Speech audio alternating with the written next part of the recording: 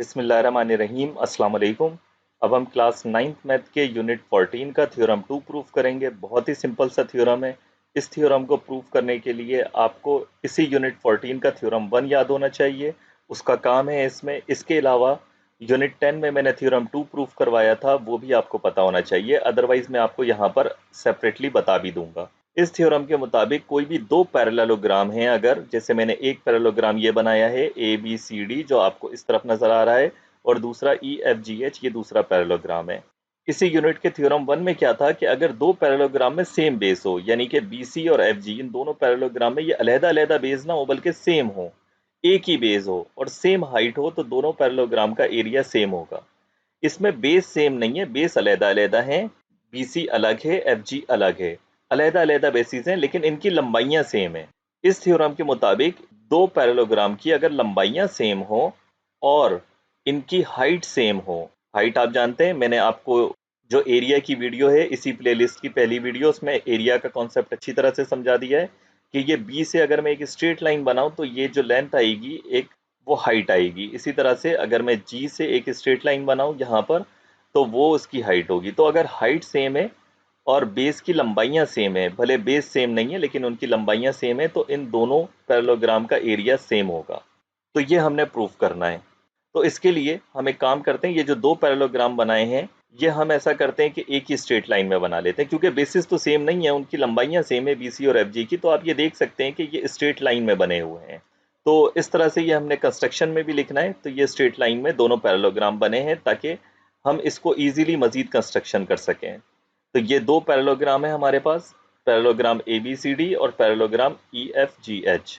हम क्या करते हैं इसमें, बी को ई के साथ में कनेक्ट करता हूँ, एक सेगमेंट बनाता हूँ, सी को एच के साथ एक सेगमेंट बनाता हूँ। इस तरह से हम सेगमेंट बना लेते हैं और हमारे पास एक और ये पैरेललोग्राम आ जाएगा इस तरह से, जो कि होगा बी सी ई एच। ये पैरेललोग्राम, ये आपने याद रखना है। ये डायग्राम हम इस्तेमाल करेंगे अपनी बुक के थ्योरम को प्रूफ करने के लिए। यानी टोटल तीन पैरेललोग्राम अभी हमें नजर आ रहे हैं, एक ए बी सी डी जो हमें गिवन के हिसाब से था, दूसरा ई एफ जी एच ये भी गिवन के हिसाब से था।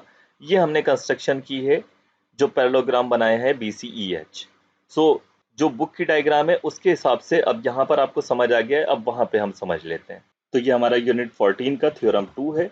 इसका हम स्टेटमेंट देख लेते हैं। स्टेटमेंट में लिखा है पैरेललोग्राम ऑन इक्वल बेसिस।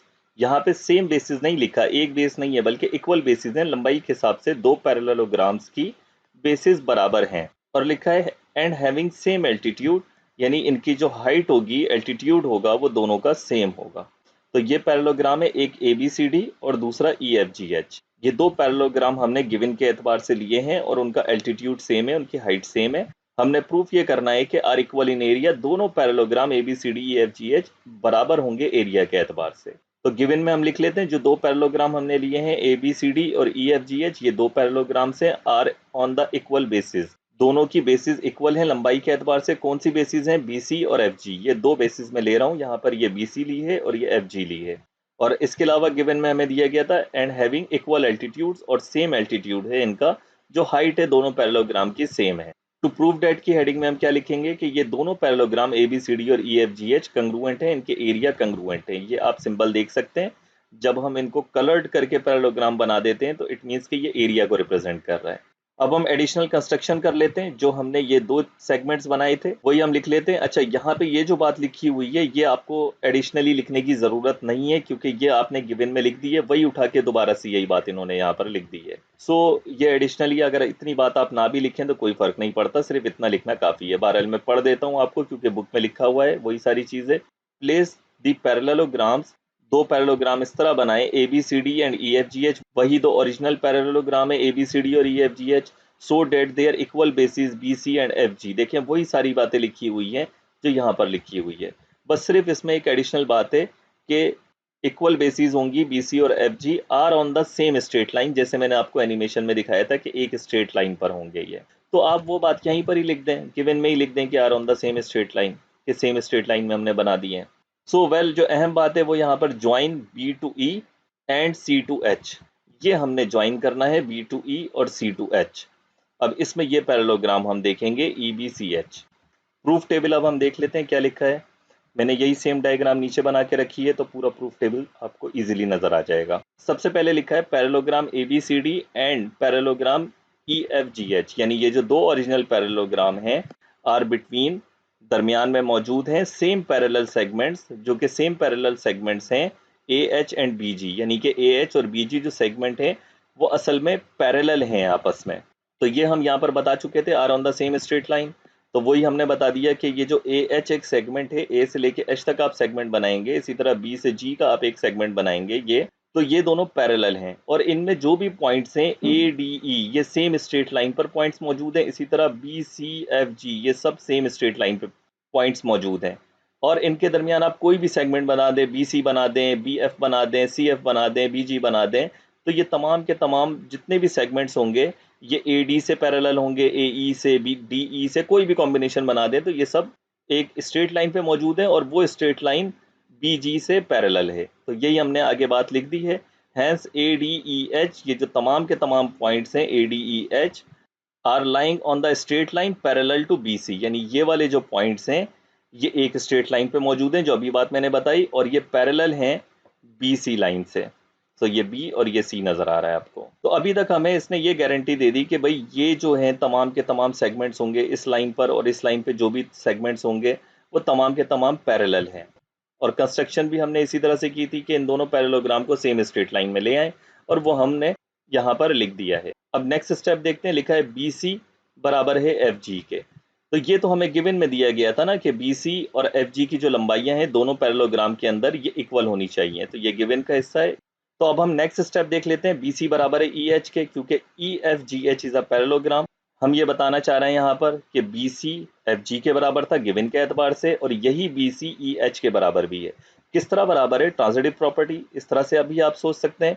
देखें BC FG के बराबर है, यानी X बराबर है Y के, और FG बराबर है EH के, Y बराबर है Z के। इस हिसाब से भी आप देख सकते हैं क्यों बराबर है FG और EH, क्योंकि भाई EFGH पैरेललोग्राम है ना, तो ऑपोजिट साइड्स बराबर होती हैं पैरेललोग्राम की, तो Y और Z बराबर होंगे। सो X बराबर है Y के और Y बराबर है Z के, तो X बराबर आ जाएगा Z के, यानी BC और EH भी बराबर होंगे इस हिसाब से। तो यही बात हमने यहाँ पर लिख दी है कि BC और EH बराबर हैं, क्योंकि भाई EFGH इज अ पैरेललोग्राम, ये जो EFGH है ये पैरेललोग्राम है, इनकी अपोजिट साइड्स बराबर होंगी, FG EH के बराबर होगा, और BC FG के बराबर भी है, तो BC और EH बराबर आ जाएंगे। यही बात हमने यहाँ पर लिख दी है, और रीजन भी हमने लिख दिया, EFGH इज अ पैरेललोग्राम।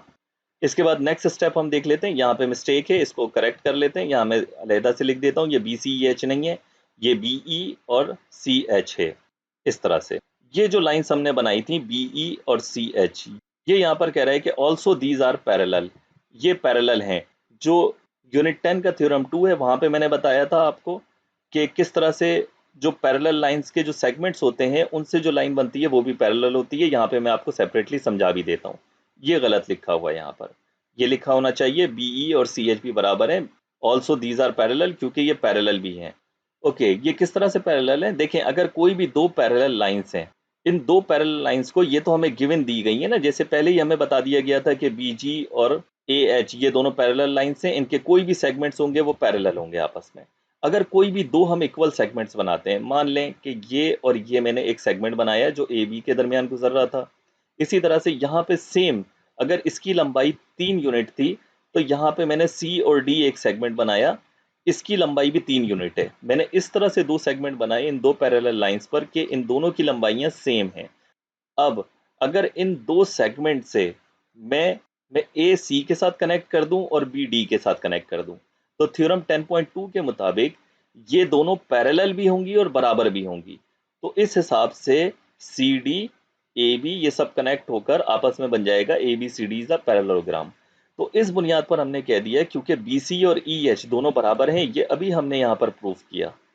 अगर ये दोनों बराबर हैं और ये दोनों पैरेलल भी हैं और सेगमेंट्स भी हैं, तो इसके एतबार से BE और CH पैरेलल भी होंगे और बराबर भी होंगे।